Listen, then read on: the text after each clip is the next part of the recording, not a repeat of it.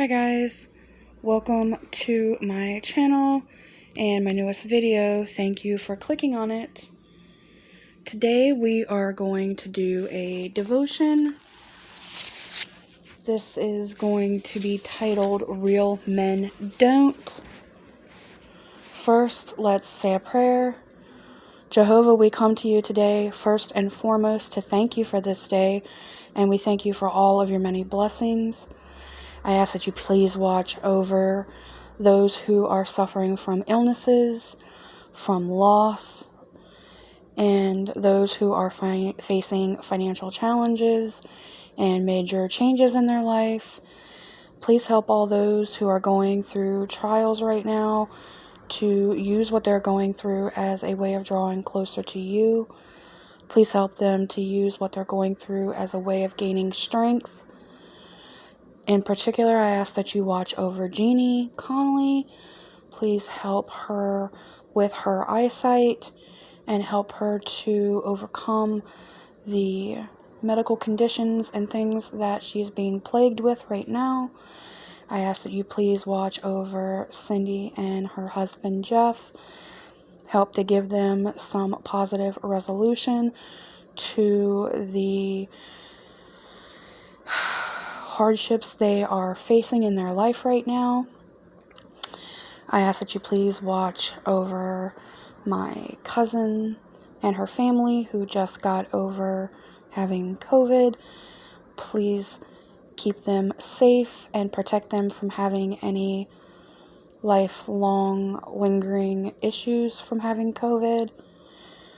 Please watch over Mike and keep him safe as he works every day. I ask that you please forgive all of us of our sins. We do fall short every single day, but we do try. We love you so very, very much. We bring this to you in the name of your Son, Christ Jesus. Amen. Okay, so the title of this again is Real Men Don't. It says, sometimes having a job means having to make some big ethical choices. For instance, your employer may ask you to do something that is wrong and then tell you it's not optional. You have to decide whether you're going to go through with it. This situation is similar to the one in which Shadrach, Meshach, and Abednego find themselves. They each have an important job in the Babylonian government, and they too have a big decision to make. But the consequence they face for upsetting their boss is serious. A decision to do what is right here means death. As you read, determine whether their actions are foolish or courageous. So we're going to read Daniel chapter 1, verse 1 through chapter 3, verse 30. Now, I am going to attempt to read as much of this as possible. If it starts to get a little too much on my voice to where I don't think you guys can understand what I'm saying, then I will switch over and have it read for us.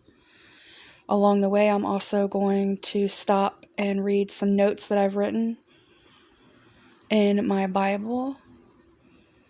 So let's get started. Daniel chapter 1, verse 1. In the 3rd year of the kingship of King Jehoiakim of Judah, King Nebuchadnezzar of Babylon came to Jerusalem and besieged it. In that time, Jehovah gave King Jehoiakim of Judah into his hand, along with some of the utensils of the house of the true God, and he brought them to the land of Shinar, to the house of his God. He placed the utensils in the treasury of his God. Then the king ordered Ashpenaz, his chief court official, to bring some of the Israelites, including those of royal and noble descent. They were to be youths without any defect, of good appearance, endowed with wisdom, knowledge, and discernment, and capable of serving in the king's palace. He was to teach them the writing and the language of the Chaldeans. Furthermore, the king assigned to them a daily ration from the king's delicacies and from the wine he drank. They were to be trained for 3 years, and at the end of that time they were to enter the king's service. Now among them were some from the tribe of Judah: Daniel, Hananiah, Mishael, and Azariah. And the principal court official assigned names to them. He gave to Daniel the name Belthazzar, and to Hananiah the name Shadrach, to Mishael the name Meshach, and to Azariah the name Abednego. But Daniel resolved in his heart that he would not defile himself with the king's delicacies or with the wine he drank. So he asked the principal court official for permission not to defile himself in this way. And the true God caused the principal court official to show Daniel favor and mercy. But the principal court official said to Daniel, "I am afraid of my lord the king, who has assigned your food and drink. What if he should see you looking worse in appearance than the other youths of your age? You would make me guilty before the king." But Daniel said to the guardian, whom the principal court official had appointed over Daniel, Hananiah, Mishael, and Azariah, "Please, test your servants for 10 days, and let us be given some vegetables to eat and water to drink. Then compare our appearance with the appearance of the youths who are eating the king's delicacies, and deal with your servants according to what you see." So he agreed to their proposal and tested them for 10 days. At the end of 10 days, their appearance was better and healthier than all the youths who were eating the king's delicacies. So the guardian would take away their delicacies and their wine and give them vegetables. And the true God gave these 4 youths knowledge and insight into every kind of writing and wisdom, and Daniel was given understanding in all sorts of visions and dreams. At the end of the time that the king had specified to bring them in, the principal court official brought them in before Nebuchadnezzar. When the king spoke with them, no one in the entire group was found to be like Daniel, Hananiah, Mishael, and Azariah, and they continued to serve before the king. In every matter requiring wisdom and understanding that the king would ask them about, he found them 10 times better than all the magic practicing priests and their conjurers in his entire realm, and Daniel remained there until the first year of King Cyrus. Chapter 2. In the 2nd year of his kingship, Nebuchadnezzar had a number of dreams, and he was so agitated that he could not sleep. So the king gave the order to summon the magic practicing priests, the conjurers, the sorcerers, and the Chaldeans to tell the king his dreams. So they came in and stood before the king. Then the king said to them, "I have had a dream, and I am agitated, because I want to know what I dreamed." The Chaldeans replied to the king in the Aramaic language, "O king, may you live on forever. Relate the dream to your servants, and we will tell the interpretation." The king answered the Chaldeans, "This is my final word. If you do not make the dream known to me, along with its interpretation, you will be dismembered, and your houses will be turned into public latrines." Wow. "But if you do tell the dreams and its interpretation, you will receive from me gifts and a reward and great honor. So tell me the dream and its interpretation." They answered a second time, "Let the king relate the dream to his servants, and we will tell its interpretation." The king replied, "I am well aware that you are trying to gain time, for you realize what my final word is. If you do not make the dream known to me, there is only one penalty for all of you. But you have agreed to tell me something false and deceitful until the situation changes. So tell me the dream, and I will know that you can explain its interpretation."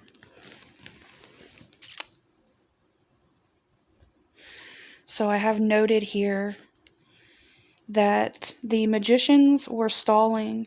They knew they couldn't deliver what the king wanted.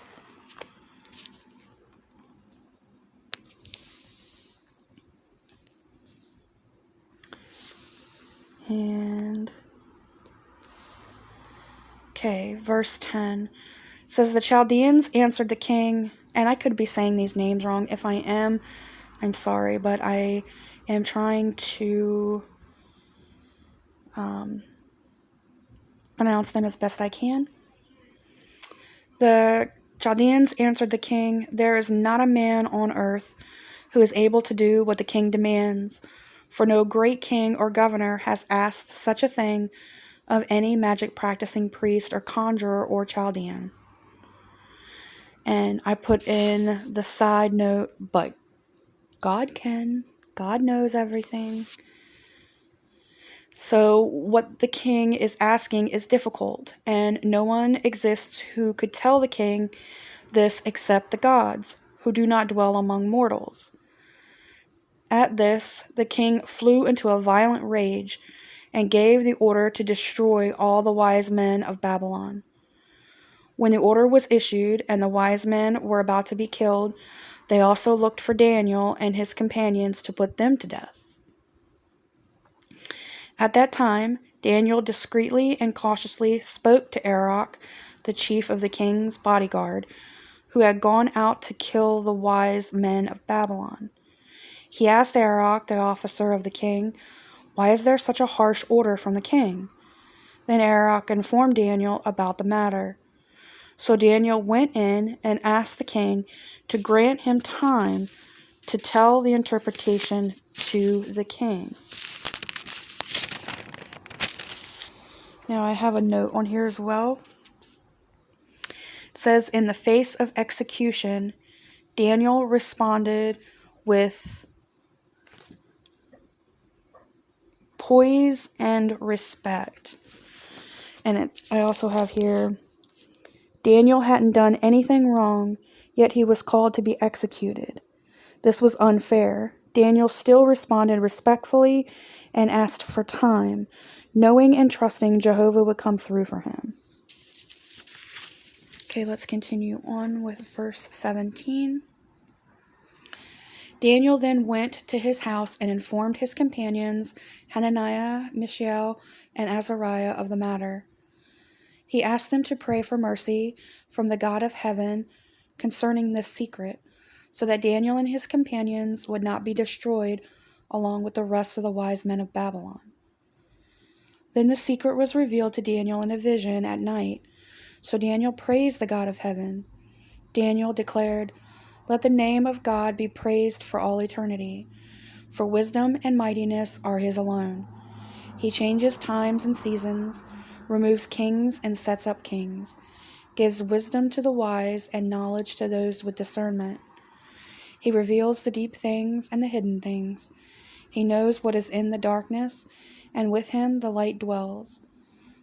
To you, O God of my forefathers, I offer thanks and praise, because you have given me wisdom and power, and now you have made known to me what we requested of you. You have made known to us the concern of the king. Daniel then went to Arioch, whom the king had appointed to destroy the wise men of Babylon, and he said to him, do not destroy any wise men of Babylon. Take me in before the king, and I will tell the interpretation to the king. Arioch quickly took Daniel in before the king and said to him, I have found a man of the exiles of Judah who can make known the interpretation to the king. The king said to Daniel, whose name was Belteshazzar. Can you really make known to me the dream that I saw and its interpretation? Daniel replied to the king, none of the wise men, conjurers, magic practicing priests, or astrologers are able to tell the king the secret that he is asking. But there is a God in the heavens who is a revealer of secrets, and he has made known to King Nebuchadnezzar what is to happen in the final part of the days. This is your dream, and these are the visions of your head as you lay on your bed. As for you, O king, on your bed your thoughts turn to what is to take place in the future, and the revealer of secrets has made known to you what is to happen. As for me, this secret was not revealed to me because I have greater wisdom than anyone living. Rather, it was to make the interpretation known to the king, so that you may know the thoughts in your heart. You, O king, were watching, and you saw an immense image. That image, which was huge and extremely bright, was standing in front of you, and its appearance was terrifying. The head of the image was of fine gold, its chest and its arms were of silver, its abdomen and its thighs were of copper, its legs of iron, and its feet were partly of iron and partly of clay. You looked on until a stone was cut out, not by hands, and it struck the image on its feet of iron and of clay and crushed them. At that time, the iron, the clay, the copper, the silver, and the gold were all together crushed and became like the chaff of the summer threshing floor, and the wind carried them away, so that not a trace of them could be found. But the stone that struck the image became a large mountain, and it filled the whole earth. This is the dream, and we will now tell the king its interpretation. You, O king, the King of kings, to whom the God of heaven has given the kingdom, the might, the strength, and the glory, and into whose hand he has given men wherever they may dwell, as well as the beasts of the field and the birds of the heavens, and whom he has made ruler over all of them. You yourself are the head of gold. But after you another kingdom will rise, inferior to you, then another kingdom, a third one, of copper, that will rule over the whole earth. As for the fourth kingdom, it will be strong like iron. For just as iron crushes and pulverizes everything else, yes, like iron that shatters, it will crush and shatter all of these. And just as you saw the feet and the toes to be part of clay, of a potter and partly of iron, the kingdom will be divided, but some of the hardness of iron will be in it, just as you saw the iron mixed with soft clay. And as the toes of the feet were partly of iron and partly of clay, so the kingdom will be partly strong and partly fragile. Just as you saw iron mixed with soft clay, they will be mixed with the people, but they will not stick together one to the other, just as iron does not mix with clay. In the days of those kings, the God of heaven will set up a kingdom that will never be destroyed, and this kingdom will not be passed on to any other people. It will crush and put an end to all these kingdoms, and it alone will stand forever.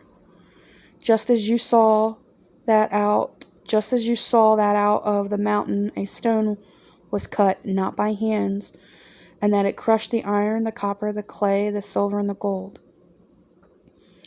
The grand God has made known to the king what will happen in the future. The dream is true, and its interpretation is trustworthy. Then King Nebuchadnezzar fell down with his face to the ground before Daniel and paid homage to him, and he gave the order to offer a present and incense to him. The king said to Daniel, "Truly your God is a God of gods and a Lord of kings and a revealer of secrets, because you were able to reveal this secret." The king then elevated Daniel and gave him many fine gifts, and he made him the ruler over all the province of Babylon and the chief prefect over all the wise men of Babylon. And at Daniel's request, the king appointed Shadrach, Meshach, and Abednego over the administration of the province of Babylon, but Daniel served in the king's court. Okay, now we're going to read chapter 3, but first I need a sip of water. My good old bottled water.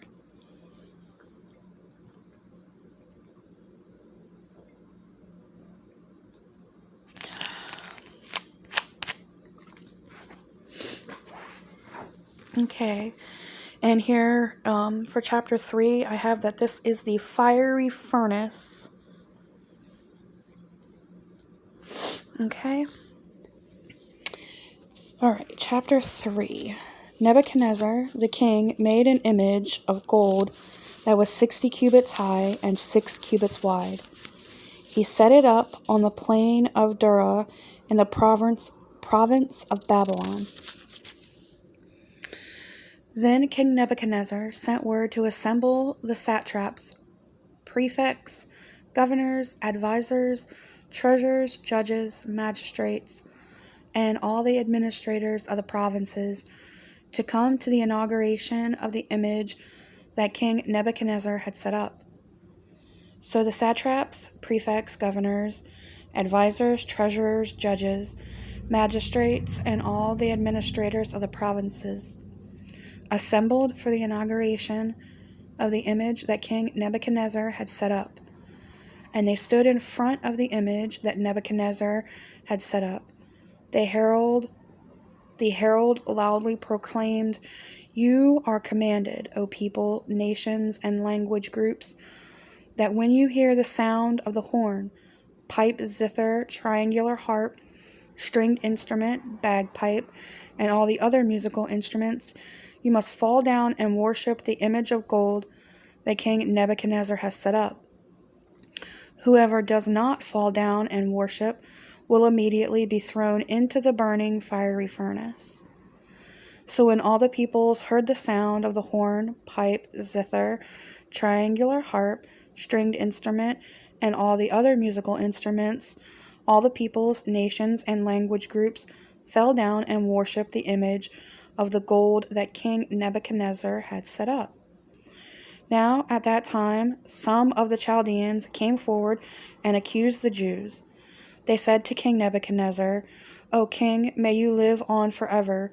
You, O king, gave the command that every man who hears the sound of the horn, pipe, zither, triangular harp, stringed instrument, bagpipe, and all the other musical instruments should fall down and worship the image of gold, and that whoever would not fall down and worship should be thrown into the burning fiery furnace. But there are certain Jews whom you appointed to administer the province of Babylon, Shadrach, Meshach, and Abednego. These men have paid no regard to you, O king. They are not serving your gods, and they refuse to worship the image of gold that you have set up." Then Nebuchadnezzar, in a furious rage, ordered Shadrach, Meshach, and Abednego go to be brought in. So these men were brought in before the king. Nebuchadnezzar said to them, "Is it really true, Shadrach, Meshach, and Abednego, that you are not serving my gods, and that you refuse to worship the image of gold that I have set up? Now, when you hear the sound of the horn, the pipe, the zither, the triangular harp, the stringed instrument, the bagpipe, and all the other musical instruments, if you are ready to fall down and worship the image that I have made, fine. But if you refuse to worship, you will immediately be thrown into the burning fiery furnace.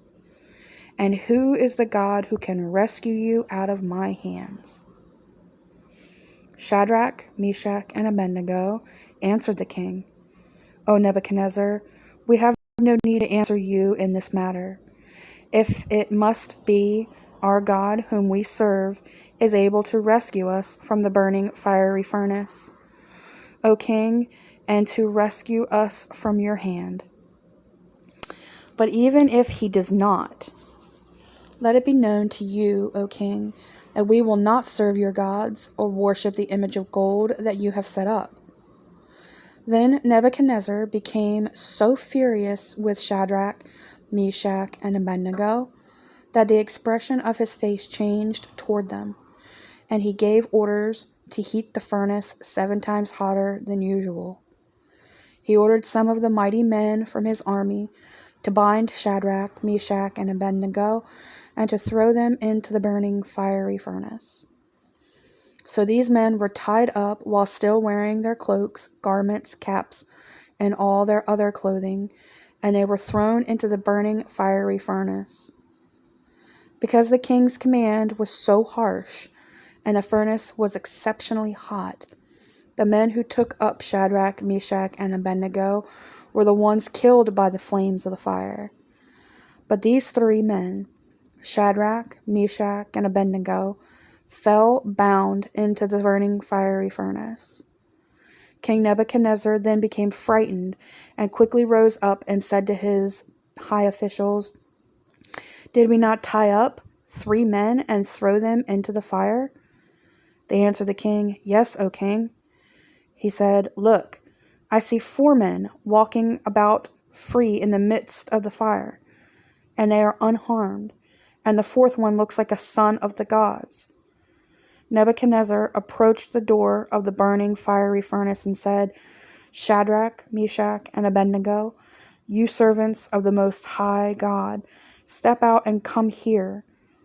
Shadrach, Meshach, and Abednego stepped out from the midst of the fire, and the satraps, prefects, governors, and the high officials of the king who were assembled there saw that the fire had no effect on the bodies of these men. Not a hair of their heads had been singed.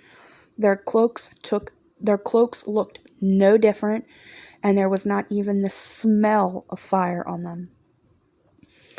Nebuchadnezzar then declared, "Praise be the God of Shadrach, Meshach, and Abednego, who sent his angel and rescued his servants. They trusted in him and went against the command of the king and were willing to die rather than serve or worship any god except their own God. I am therefore issuing an order that any people, nation, or language group that says anything against the God of Shadrach, Meshach, or Abednego should be dismembered, and their houses should be turned into public latrines, for there is no other God who is able to rescue like this one." The king then promoted Shadrach, Meshach, and Abednego in the province of Babylon.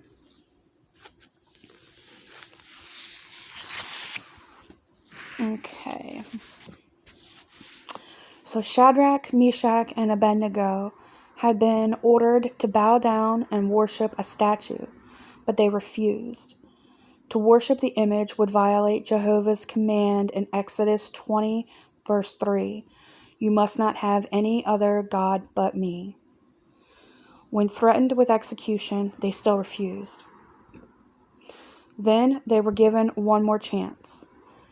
At that point, they could have used any number of excuses for bowing to the image to save their lives. "It's just one time. We had no choice. It's just a Babylonian custom. It isn't so bad. We're not hurting anybody. We can always say we did it against our will." But instead of making excuses, Shadrach, Meshach, and Abednego simply obeyed Jehovah. The outcome of their courageous decision lay with Jehovah, so that is where they left it. Don't make excuses for wrong choices. Like these young men, have the courage to do what's right.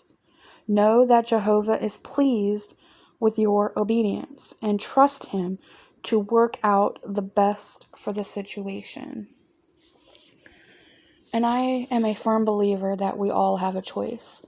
Some people say they don't have choices in life, but you have choices. It may be a hard choice, it may be a choice you don't like, but you still have a choice. Example, I heard recently that someone said that their boss highly suggested that they get the COVID-19 vaccine. And so they felt like they had to do that in order to maintain their job. They said they had no choice. Well, certainly they had a choice. They had a choice of not getting it. Would the outcome be a positive one? Who knows? But they still had that choice. We all have choices. We have a choice of whether or not we want to go to work every day. Are there going to be consequences for good or for bad for every choice that we make? You bet. But we still have a choice. A choice in every single thing that we do. Some of those choices might give us consequences that we don't like, but we still have a choice. So with that said, thank you guys for being here and listening to scripture, and I hope that you were able to gain something from this. I hope you all have a great morning, afternoon, or evening, wherever and whenever you're watching this. Please leave a comment down below and let me know what you think of this devotion today and what Shadrach, Meshach, and Abednego went through. And with that said, I will let you all go. Love and hugs to you all. Bye, guys.